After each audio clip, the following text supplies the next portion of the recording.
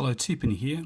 I just thought I'd do a little video on pick thicknesses or gauges and what are the most commonly available gauges, why is it important to know about them, and when should we use them. Okay, as a general rule of thumb, you tend to use the thickest pick you can get away with in a lock. The thicker it is, the stronger it is, the less prone it is to bending, the more feedback it'll give you, that type of thing. So you always see if you can get away with your 25 thousandths first. I always try and get that in the lock, 25 thousandths or 23 thousandths. However, there are times when the thick picks just won't fit in a lock. Now to demo this, I've got a fairly drastic example.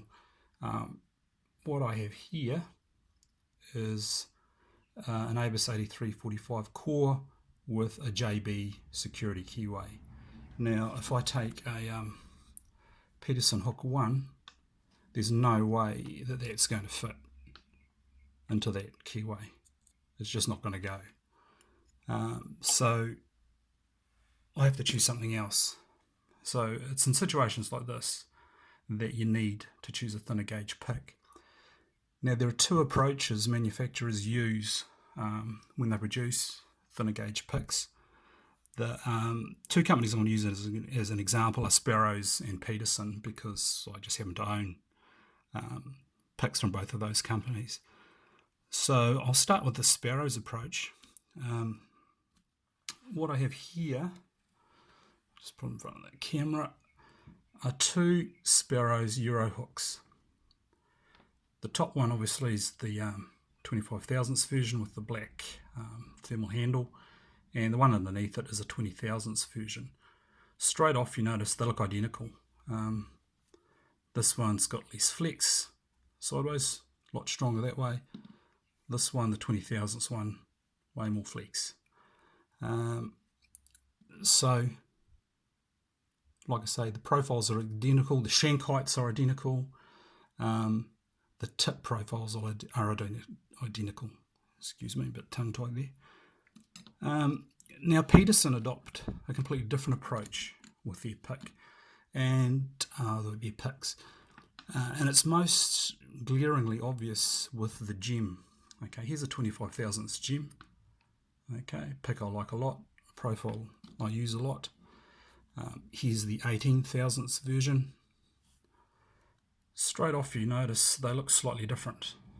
Okay, if you look at the tips, the profile of the tip of the 18 thousandths is slightly thicker, and the shank height is taller. Okay, and if I take the 15 thousandths version of the gem, the differences are even more marked. The profile of the tip is actually finer than the 18 thousandths, but the shank height is steeper and has a more drastic taper. In actual fact, when I got my 15 thousandths gem, I thought they'd sent me the wrong one because it looks so different to the 25 and the 18 thousandths, but they're all the same profile. So what Peterson have done here is to compensate for the thinner gauge, or the skinnier pick in terms of the metal, they've increased the shank height. So by increasing the shank height and the taper, you compensate for the loss of lift strength you get when you go for a thinner gauge. So Sparrows, to just go back to them, they've maintained the exact profile and shank height across the two gauges. So this 20 thousandths should be weaker in terms of lift strength than the 25 thousandths, and the 15 thousandths again would be weaker still. I do have a 15 thousandths one floating around somewhere, and it's got a bit of a bend in it. I still use it, but it's got a pronounced bend in it. So those are the two approaches the manufacturers use. Now both of those approaches have got pros and cons. The strengths of the Sparrows approach is that because they haven't increased the shank height or change the profile of the pick. If you're familiar with using the 25 thousandths one, then using the 20 thousandths or the 15 thousandths should be pretty much the same. The downside is, like I said before, the lift strength is compromised because the shank height hasn't been adjusted, and that can cause it to bend. Your feedback's reduced, but perhaps the main pro in favour of this approach is that by keeping the shank height the same, it does allow them to access the quite narrow keyways like this JA one. I can get the Sparrows 20 thousandths in there. May not be able to pick it if the bitting's a bit drastic, but I can actually get this pick in there. I won't be able to get the 18 thousandths gem in there because the shank height is too tall and the profile is too tall. I just can't get it in. And interestingly, the 15 thousandths gem, the profile of the tip is even taller. So I'm not going to squeeze that in without probably stuffing my pick up, and I'm not keen to do that. So those are the two main approaches, and like I say, both of them have got pros and cons.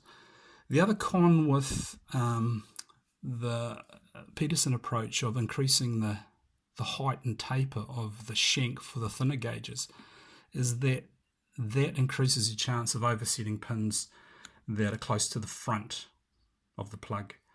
Okay, so because that's taller, in theory, if you've got a low cut right at the front, the shank itself could push that pin up and overset it. So adding the extra strength, lift strength, by increasing the shank height is a pro, but it's also a con because it can, like I say, increase your chances of oversetting pins. So in terms of gauge, the ideal pick would be one that's got a narrow profile, a narrow gauge, the same shank height as, so the thicker gauge like Sparrow's approach, but maintains its strength and doesn't bend like a noodle when you apply any sort of lift force to it. So no such pick really exists at the moment. I know some companies are looking at different steels to see if they can keep that shank height low, the profiles exactly the same across gauges, so that you don't have compromises as you move from gauge to gauge. But to work around it at the moment, you just have to adjust your picking technique. So I'd like to talk about the two main approaches. You've got the European approach, which a lot of them use, and that's the pins down approach to picking. I'll use Lockwood as an example. So pins down basically means you've got the pins down here.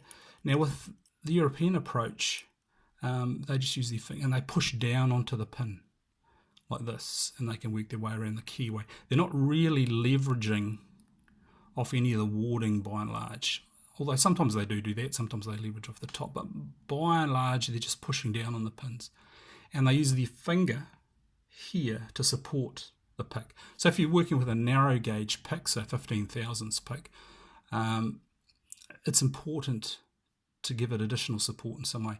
This is a pick I actually made. I think it's in, from memory, 12 thousandths. So it's quite a skinny pick. So if I don't support it, and I use my index finger to do that, I could quite easily end up with a bent pick very quickly. I've seen some people pick where they just hold the handle and put the pick in that way. Works for them, but you're probably more likely to bend your pick if you use that type of approach. So I think, and I don't know for sure, but I'm guessing that people who pick the pins down European style probably bend picks less than those of us that pick pins up approach, because when you're picking pins up, usually you're leveraging off the warding. You're using the basic old school fulcrum and lever approach. So you can lean into your lifting of your pins. Now, there's a couple of things you need to bear in mind here. As with levers, the longer the portion between the fulcrum and your lever, the more force you'll exert at this end of the pick, which can lead to you bending it. And you can actually see I've actually got a bend in this here, where I've given it a little too much grunt at some point in time. So you need to bear that in mind. So when you're using thinner gauge picks, you need to change your technique, and that goes right down to your tensioning technique as well. I would never attempt to pick one of these old brass Lockwoods with a gauge thinner than 25 thousandths unless I was faced with a keyway that wouldn't let anything else in. These things are notorious for requiring heavy tension, which binds the pins really hard. And if the pins are biting hard, you need to give them lots of leverage to lift them, to set them to the shear line. And if you're applying lots of force on a 15 thousandths pick, or in this case a 12 or 14 thousandths pick, it's going to bend.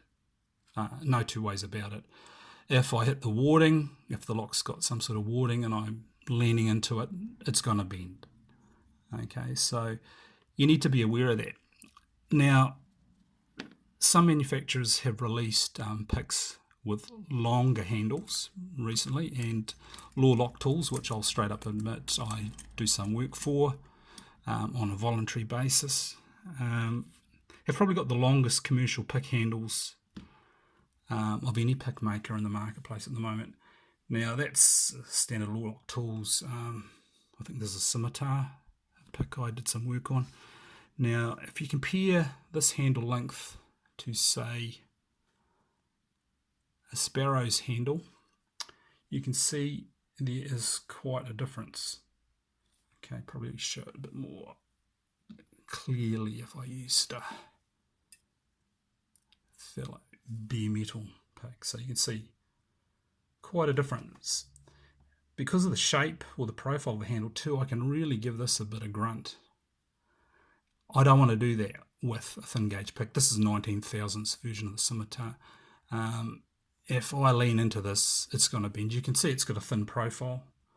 That profile there is designed to access narrow keyways. If I lean into this like I would with a 25 thousandths pick, I'll bend it. Okay, there's no two ways about it. So what it comes down to when you're facing situations like that is your tension control. It's taken me a long time to learn tension control. When I started, I used to go at locks like a bull at a gate, and I've got a case full of picks that look like noodles, where I would just lean into stuff, have heavy tension on, and that was my generic approach. Over time I've learnt that not all locks require that level of tension, and light tension is the order of the day when you're using a thin gauge pick. So